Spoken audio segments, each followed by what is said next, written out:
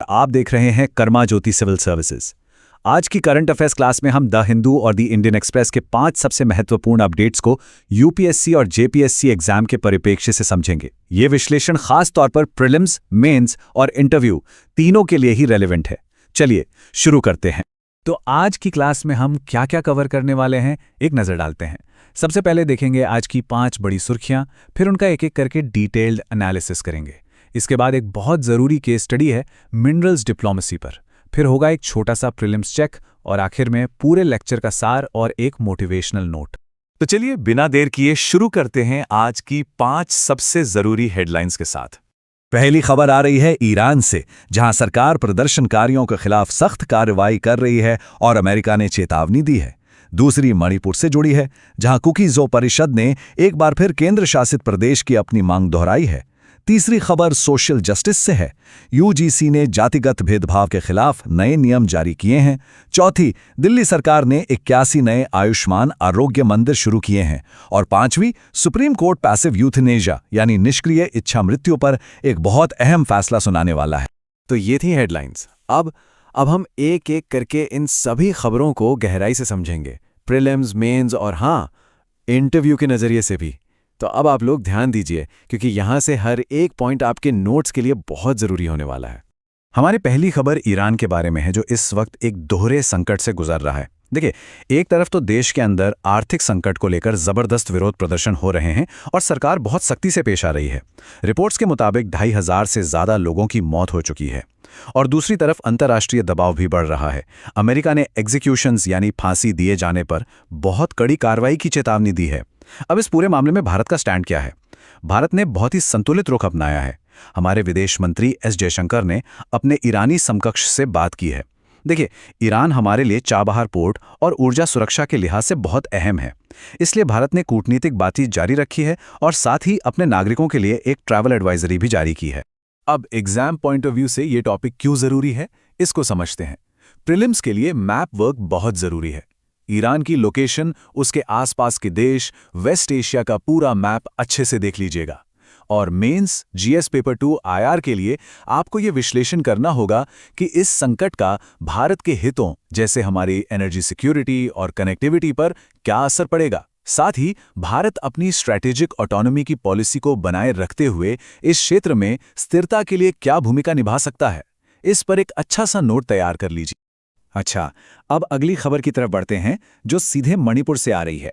Kuki-Zo council ने अपनी पुरानी मांग को फिर से जोर शोर से उठाया है। वो चाहते हैं कि उन्हें विधायिका के साथ एक अलग केंद्र शासित प्रदेश यानी यूनियन टेरिटरी विद लेजिस्लेटर दिया जाए। उन्होंने केंद्रीय गृह मंत्री को एक मेमोरेंडम भी सौंपा है। उनका कहना है कि मई 2023 से जो जातीय संघर्ष चल रहा है, उसके बाद उन्हें राज्य प्रशासन पर भरोसा नहीं रहा और अब एक साथ रहना मुमकिन नहीं है। अब देखिए एग्जाम के लिए इसमें से क्या निकालना है। प्रीलिम्स के लिए संविधान का आर्टिकल 3 सबसे ज्यादा महत्वपूर्ण है, जो संसद को नए राज्य बनाने या उनकी सीमाओं को बदलने की शक्ति देता है। और मेंस के लिए तो ये जीएस पेपर 2 पॉलिटी और जीएस पेपर 3 इंटरनल सिक्योरिटी दोनों से ही जुड़ा है। इसमें फेडरलिज्म के मुद्दे, इंटरनल सिक्योरिटी के चैलेंजेस और जातीय संघर्षों के राजनीतिक समाधान जैसे पहलुओं पर आपको अपने नोट्स तैयार करने होंगे। चलिए अब आते हैं हमारी तीसरी अहम खबर पर, और ये जुड़ी है सोशल जस्टिस से। यूनिवर्सिटी ग्रांट्स कमीशन यानी यूजीसी ने हायर एजुकेशन इंस्टीट्यूशंस, मतलब हमारे कॉलेजों और यूनिवर्सिटीज में समानता को बढ़ावा देने और जातिगत भेदभाव को रोकने के लिए कुछ नए नियम बनाए हैं। तो इन नए नियमों में ऐसा क्या खास है? देखिए, कुछ बहुत बड़े बदलाव किए गए हैं। सबसे पहला और सबसे बड़ा बदलाव यह है कि जाति आधारित भेदभाव की परिभाषा में अब अदर बैकवर्ड क्लासेस यानी ओबीसीज को भी शामिल कर लिया गया है, जो 2012 के पुराने नियमों में नहीं था। दूसरा, हर इंस्टीट्यूशन में इक्वल अपॉर्चुनिटी सेंटर्स और इक्विटी कमिटीज बनाना अब अनिवार्य है। तीसरा, ये पक्का किया गया है कि इन कमिटियों में एससीज, एसटीज, ओबीसीज, महिलाओं और दिव्यांगों का प्रतिनिधित्व हो।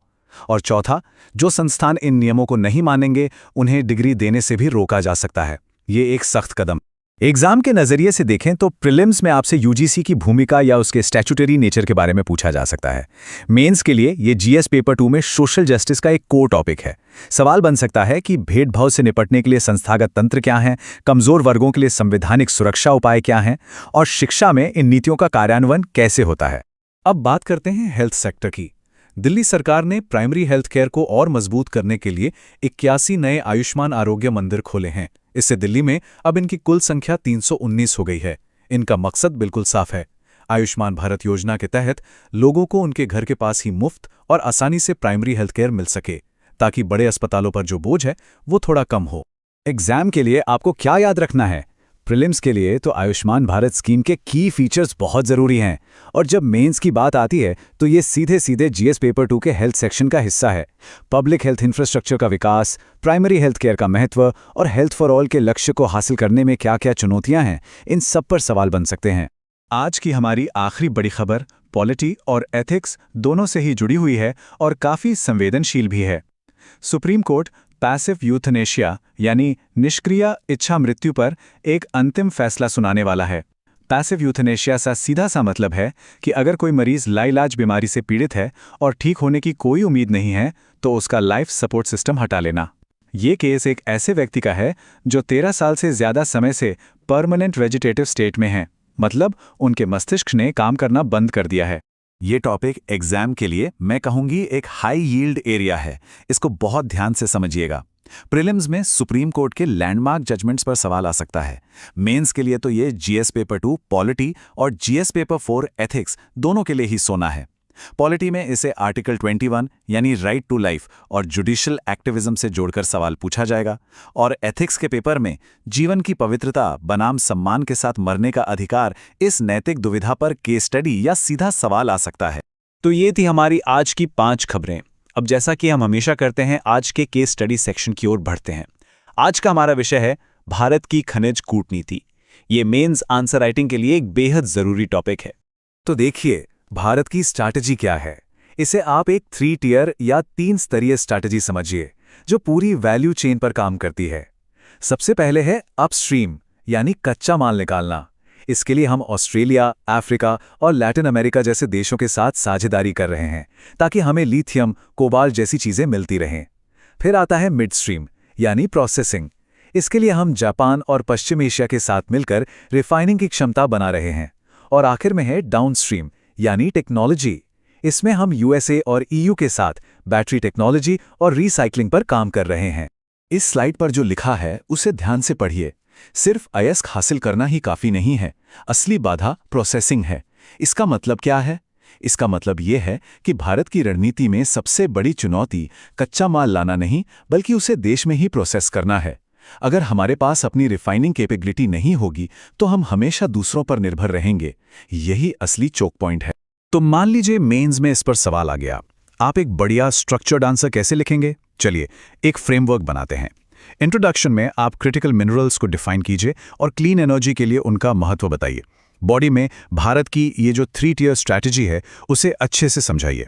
फिर चैलेंज वाले हिस्से में प्रोसेसिंग के चोक पॉइंट को हाईलाइट कीजिए और आखिर में कंक्लूजन में सुझाव दीजिए कि हमें साझेदारियों को और मजबूत करने और देश में ईएसजी फ्रेमवर्क्स को बेहतर बनाने की जरूरत है। चलिए, अब वक्त है एक छोटे से सेल्फ असेसमेंट का। देखते हैं आज की क्लास से आपने कितना सीखा। तैयार हैं? पहला सवाल है, मणिपुर में कुकीज़ो जनजातियों द्वारा विधायिका के साथ केंद्र शासित प्रदेश की मांग भारतीय संविधान के किस अनुच्छेद के दायरे में आती है? आपके ऑप्शंस हैं A article 1, B article 2, C article 3 या डी आर्टिकल 4। सोचिए। जी हां, इसका सही जवाब है सी आर्टिकल 3। दूसरा सवाल, हाल ही में जो आयुष्मान आरोग्य मंदिर खोले गए हैं वो भारत सरकार की किस प्रमुख योजना का हिस्सा है? आपके ऑप्शंस हैं ए राष्ट्रीय स्वास्थ्य मिशन, बी स्वच्छ भारत अभियान, सी प्रधानमंत्री जन आरोग्य योजना यानी आयुष्मान भारत, या डी बेटी बचाओ बेटी पढ़ाओ। इसका सही जवाब है सी प्रधानमंत्री जन आरोग्य योजना यानी आयुष्मान भारत। तो अब हम आज के पूरे सेशन को समेटते हैं। समरी के लिए 5 मुख्य बिंदु देख लेते हैं ताकि सब कुछ आपके दिमाग में अच्छे से बैठ जाए। आज के 5 सबसे जरूरी टेकअवेज हैं। पहला, ईरान एक दोहरे संकट में है और भारत बहुत सधी हुई कूटनीति से काम ले रहा है। दूसरा, मणिपुर में अलग प्रशासन की मांग वहां के गहरे जातीय संघर्षों को दिखाती है। तीसरा, यूजीसी के नए नियम शिक्षा में भेदभाव को रोकने के लिए एक बड़ा संस्थागत कदम है। चौथा, भारत की खनिज कूटनीति उसकी ऊर्जा सुरक्षा के लिए बहुत जरूरी है, लेकिन इसके लिए घरेलू प्रोसेसिंग क्षमता बनाना सबसे अहम है। और पांचवां, पैसिव यूथनेशिया केस दिखाता है कि न्यायपालिका लगातार मौलिक अधिकारों की व्याख्या कर रही है। और जाते जाते एक बात हमेशा याद रखिएगा, कंसिस्टेंसी ही सिलेक्शन की सबसे बड़ी कुंजी है। हर दिन थोड़ा थोड़ा पढ़ना एक दिन की बहुत ज्यादा पढ़ाई से कहीं बेहतर है। तो ये थी हमारी आज की क्लास। अगर आपको ये विश्लेषण मददगार लगा हो तो इसे लाइक और शेयर जरूर करें, और कर्मा ज्योतिष सिविल सर्विसेज चैनल को सब्सक्राइब करना बिल्कुल न भूलें।